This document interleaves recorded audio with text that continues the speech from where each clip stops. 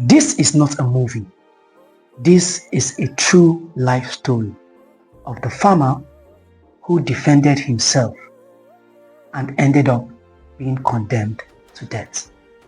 In January 2015, somewhere in Nigeria, Sunday Jackson was in his farm. The air was still, the sun was hot, and he was tending to his crops just like every other day.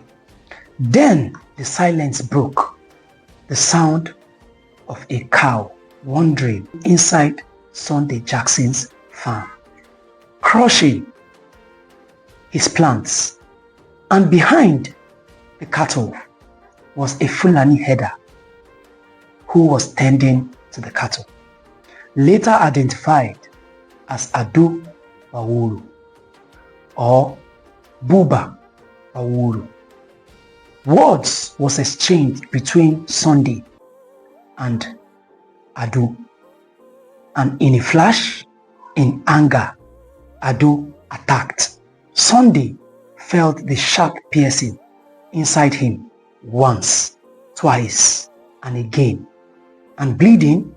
Sunday was gasping for help, stumbled not to collapse, and in that moment, standing between life and death, survival instinct kicked in. He wrestled his attacker and seized the same weapon, and in one strike, everywhere became still, and Sunday was gasping, confused, not knowing what to do, and was screaming for help. With the headsman on the floor, the farm became silent again. When the police came, they did not find a terrorist or an aggressor. All they found was Sunday, bleeding and trembling, standing over a dead man. Sunday did not run. Sunday did not hide. Sunday told them exactly what happened.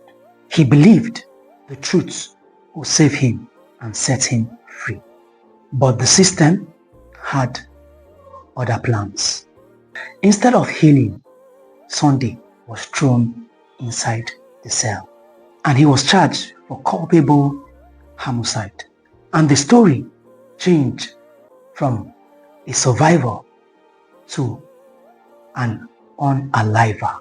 For 10 years, Sunday sat in the cell, waiting for the court to decide if his life was worth saving. From 2015 to 2025, his case crawled through the legal system, from the High Court to the Court of Appeal, then finally to the Supreme Court of Nigeria. His lawyers argued self-defense. They said he was attacked, injured, and acted only to save his own life. But the judges saw it differently. In March 2025, the Supreme Court ruled that Sunday's actions were not self-defense, but reprisal.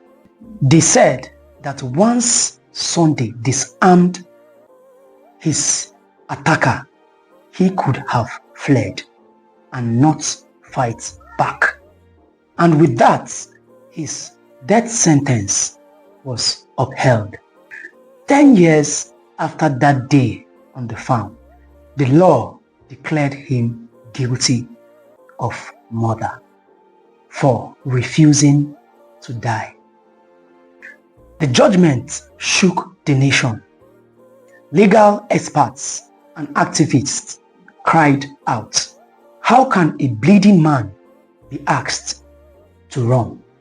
And how can self-defense become a crime?"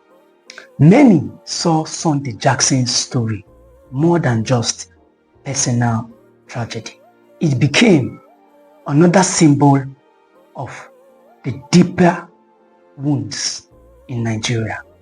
Some called it the farmer-herders conflict, while some call it the injustice in our justice system. And it is now the growing fear among the ordinary Nigerians that you cannot even defend yourself even when attacked. Now Sunday waits in his prison cell, a man who has been locked away since 2015. His lawyers have filed for clemency to the state governor, pleading for mercy. They say he is not a murderer. He is just a farmer, a husband, and a son. A man who fought to stay alive in his own farm. Somewhere in the distance, his mother, his wife, all pray that the same country that called him guilty will one day call him innocent. Did you know that sometimes justice can forget who the real victim is? Sunday did not go to war, he went to farm. Sunday did not start a fight, he survived one. Yet today, Sunday Jackson is on death row punishment for refusing to die quietly.